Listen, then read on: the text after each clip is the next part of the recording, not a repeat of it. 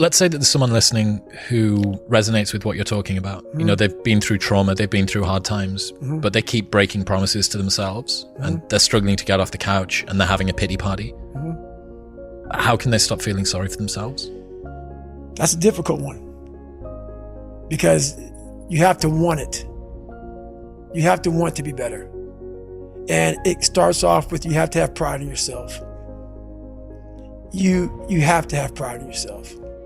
You have to have, there's something about you, whether it's your last name, whether it's just the smallest thing, you have to be proud of yourself. And if you have no pride in yourself, I can't give it to you. Because you're always going to compromise. You're always going to fold.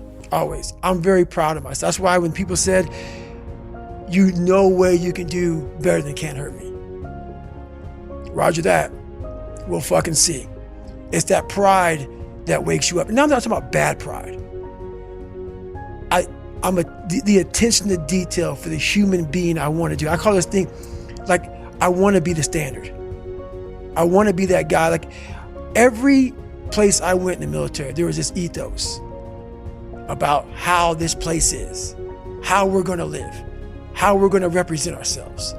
And I walked around and I saw that most people didn't live up to that ethos. Like, if you go to whatever company, they had this mission statement on how we want to run our company. I made one for myself on how I want to be. And that is why if people can make up a mission statement, an ethos in which they want to live by, and every morning you wake up, you hold yourself accountable to that mission, not a company's, your own. Make up your own mission statement. What do you want to be in life? And once you do that, now you can work with somebody to get better. You can work with yourself to get better. But until you know what you want to stand for, you will always just be sitting down. You'll never stand for anything. What's that quote? If you don't stand for something, you'll fall for everything. That's it. It's a true statement.